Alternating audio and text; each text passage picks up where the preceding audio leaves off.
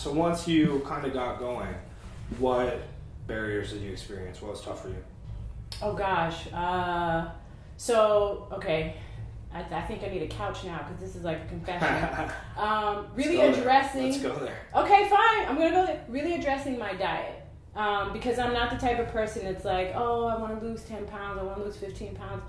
Because I've always been athletic and been able to benefit from that and not really having a weight problem. So as a result, I ate whatever I wanted to eat, however I wanted to eat. And then with CrossFit, everyone's talking like, yeah, you got to try paleo. And I'm like, paleo? What is paleo?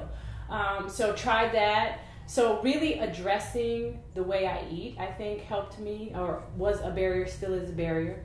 In addition to working through some of the mobility issues I have with lifting, because I approach it from an athletic perspective. In my mind, I was like, I can do this. Of course I can do it. What are you talking about? And then I get in there and I'm like, oh, I can't do it. And it's not, I can't will my body to do it. I can't use my athleticism. You really have to have skill, understand your body to get it down. Whereas everything else, I mean, I could pick up a basketball and we can go play right now and I'll be decent. I might not be great, but I can hang.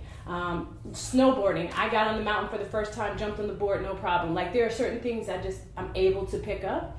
CrossFit wasn't one of them. Yeah. So a little bit humbling. Oh, very humbling.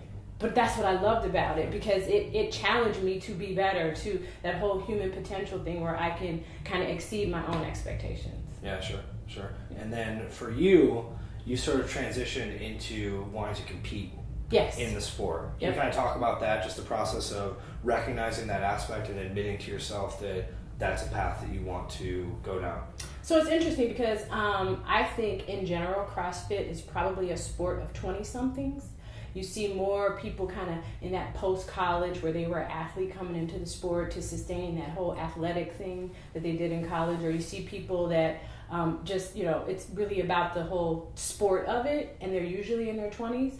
I will be 39 in February.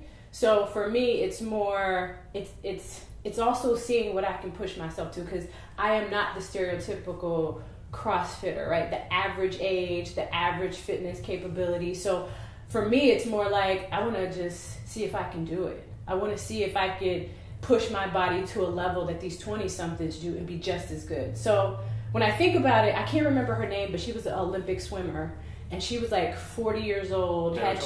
Yeah. Like that thing, like going back to that human potential thing, this woman was in her 40s, and she came back and smashed all the girls in their 20s, the people who've been training forever, and it was like her wisdom and experience helped her beat those girls, and then she had the physical capability. So for me, I think it's a lot of that. I just want to see what I'm capable of at this point, and then compete. Yeah, sure. So you've always kind of had that mindset of like, I want to push myself to the next level. Absolutely. And this just sort of gave you an avenue to follow that. Absolutely, without fail.